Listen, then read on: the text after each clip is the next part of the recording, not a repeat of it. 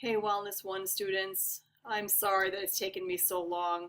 This is what I look like by the end of the day Friday, frazzled. So, what you're going to need is the document that we started filling out in class. You'll find that link on the Wellness Components 1 haiku page / Power School Learning or haiku page. And then you're going to need the handout that I gave you, the cardiovascular endurance handout. This is also on the Power School Learning / haiku page. So what I'm going to do is walk you through the remainder of this handout. In almost all of our classes, we got through the point where we were writing down our fitness zone scores, deciding whether or not we were in the zone for the mile and why we think we're in that zone. Whether it be that I'm in the zone because I run cross country and that's just what we do. We run the mile regularly. We run 2 miles regularly. Or I'm out of the zone. I know that I haven't been focusing on my cardiovascular activity a great deal over the summer. I fell out of the habit, whatever it might be. Then let's just go down to our next couple of questions. You have to name 2 activities, exercises, games that you have participated in during class that strengthen or improve that component of fitness. So what have you guys been working on in class? Were you playing basketball? Were you playing baseball? Were you running laps for the sake of running laps? Have you been powerlifting? What have you guys been doing in class that you think helps your cardiovascular endurance? And then, how do you feel when you participate in these activities, and how have you improved? You're asked, how do you know that these activities are helping to strengthen that component? And now we talked about improving our cardiovascular health. So how do you know, how do you feel when you are engaged in these kinds of activities? I'm going to say something along the lines of your heart beats faster, your respiration is faster, maybe you have some muscle fatigue. So think about that as you consider what you've done in class. Then you're asked, what do you do outside of class? And how do you know that those are helping you improve cardiovascularly? Again, maybe outside of class you do jog, or maybe outside of class you like to power walk in the mall during the winter, which I think is pretty fun, by the way. Or maybe you, like me, like to go to vinyasa yoga classes where you are just moving and getting really sweaty and fatigued. So think about that. And then how do you know? Once again, most likely you're going to be getting sweaty, most likely you're going to be having some muscle fatigue, most likely your respiration and your heart rate is going to be increased. So take a little time on your own. Once you're finished with those 2 questions, come on back to the video and we will start looking at hydration. So the next page, hydration and cardiovascular endurance. So on the screen, I'm going to put the information that you have in your hand so that way we can read through it together. So take a minute to fill out those few questions on the form. If you have questions, email Mr. Shaw or Mr. T, and then come on back to the video. I'm going to pause right now. Hello everybody, welcome back. Now let's get started on hydration. What is it? Hydration, defined, is the process of causing something to absorb water. The human body requires adequate hydration to function properly. So, in class together, I would ask you, what does this mean to you? The process of causing something to absorb water. The human body requires adequate hydration to function properly.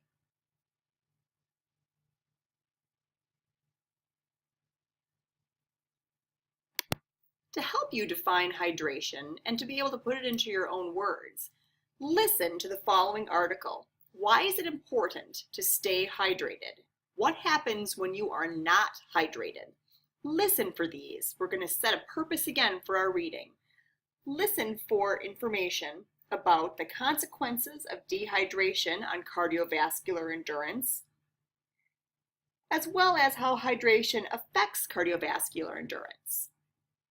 This brief article is called Staying Hydrated, Staying Healthy from the American Heart Association. And it's critical for your health is the title. Keeping the body hydrated helps the heart more easily pump blood through the blood vessels to the muscles, and it helps the muscles work efficiently. If you're well hydrated, your heart doesn't have to work as hard, said John Batson, MD, a sports medicine physician from Low Country Spine and Sport in Hilton Head Island, South Carolina, and an American Heart Association volunteer. Dehydration can be a serious condition that can lead to problems ranging from swollen feet or a headache to life-threatening illnesses such as heat stroke. Take a moment. Revisit this brief definition. How does this help you determine the consequences of dehydration on cardiovascular endurance, as well as how hydration affects your cardiovascular endurance? When I look through this article, I see some information about staying hydrated. And to me, staying hydrated means drinking appropriate amounts of water. This will help my heart more easily pump blood through the blood vessels to the muscles. Think back to your definition of cardiovascular endurance. How does that fit with your definition of cardiovascular endurance? We know that the heart is a muscle, and we know that we strengthen our heart so that it will get blood and oxygen out to all of our body. So, why is water important to that? So if we're hydrated, how does that help our little wee hearts? And we do not have enough hydration, if we don't drink enough water, what's going to happen? This little piece of this article is very, very informative. Take a moment on your own to jot down some notes. Let's continue with our reading. How much water do you need?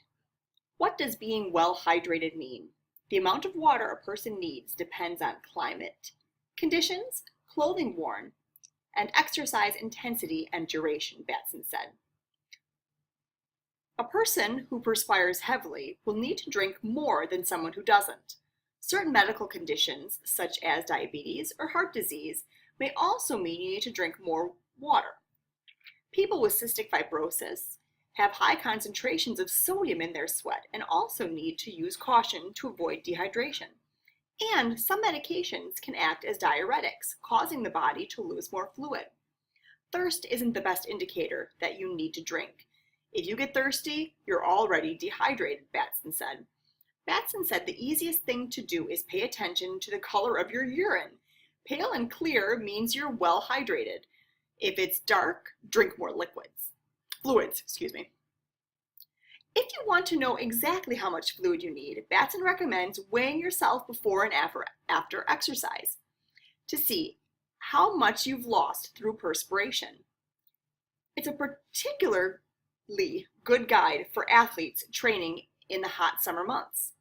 For every pound of sweat you lose, that's a pint of water you'll need to replenish, Batson said, adding that it's not unusual for a high school football player wearing pads and running through drills to lose 5 pounds or more of sweat during a summer practice. Not sweating during vigorous physical activity can be a red flag that you're dehydrated to the point of developing heat exhaustion. My goodness, there is a great deal of information in here as well. Let's look back at our questions. The consequences of dehydration on cardiovascular endurance, and how does hydration affect cardiovascular endurance? Let's look at just hydration in general.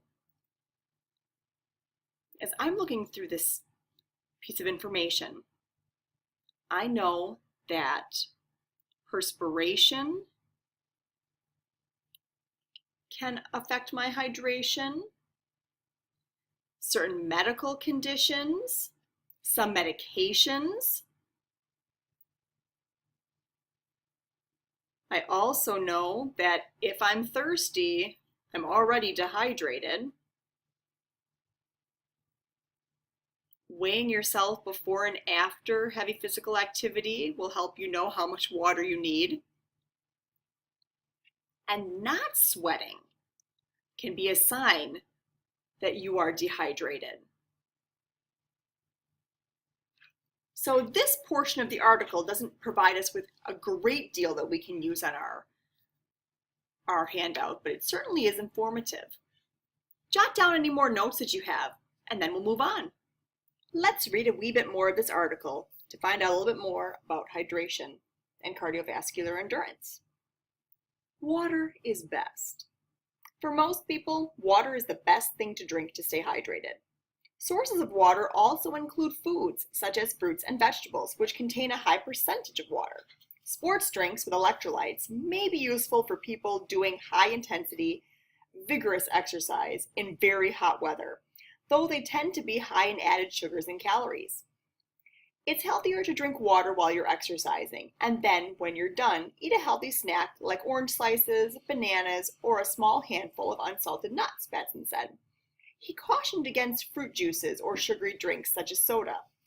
They can be hard on your stomach if you're dehydrated, he said. It's also best to avoid drinks containing caffeine, which act as a diuretic and causes you to lose more fluids. Batson says drinking water before you exercise or go out into the sun is an important first step. Drinking water before is much more important, he said. Otherwise, you're playing catch up and your heart is straining. So, this portion of the article helps us focus on water for hydration. Now, something that I think is really important in this section is that the foods that we eat can also provide water to our system.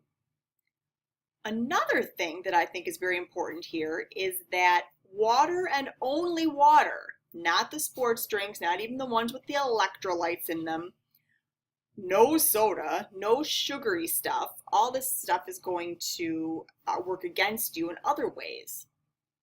Also, drinking before any type of vigorous activity or activity in general is important, because otherwise, as he says in this last sentence, you're playing catch up and your heart is straining. Now, we don't want our heart straining because it's dehydrated. Ideally, we're going to be working our heart and straining the muscle while we are doing our activity, not because we lack water. So consider this paragraph and see if there's anything else that you'd like to jot down before we move on to the very end. All right, the last paragraph of this little article deals with everybody, not just for athletes or exercise. Hydration isn't just important during physical activity. Sitting in the sun on a hot or humid day, even if you aren't exercising, can also cause your body to need more fluids. People who have a heart condition, are older than 50 or overweight may also have to take extra precautions. It's also a good thing to keep tabs on your hydration if you're traveling. You might sweat differently if you're in a different climate, Batson said. So take these ideas into account as well. How can hydration affect cardiovascular endurance? And what are the consequences of dehydration? This paragraph gives us a few other pieces of information, and this is about everyday living, not just if you are engaged in some kind of strenuous activity. So take a few minutes, look at the notes that you've jotted down, and explain, why is hydration important to cardiovascular endurance? Think about the definition of cardiovascular endurance and what we learned about it earlier in class.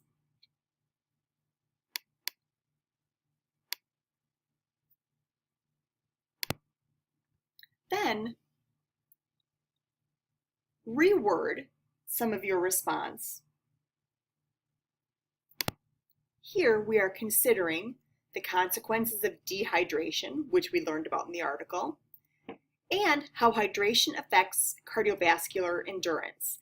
This you might have to infer a bit more based on what you know about cardiovascular endurance and what you know now about hydration. Now students, finish typing on your doc and make sure that you upload it through PowerSchool Learning. You can find that under your assessments area. Students, once you have finished typing on your doc, make sure that you upload the document through PowerSchool Learning. This is where you will turn in that document. If you have questions, please make sure that you see Mr. Shaw or Mr. T in order to clarify everything so you don't get marked late. If you have questions, please go to one of your teachers. Come and see me down in the library. However, we wanted to make this as streamlined as possible for you. Next time, we're not going to walk through in quite as much detail together, but going through this together once should help you with these future tasks. Let us know if you have any questions, and we'll see you soon. Bye.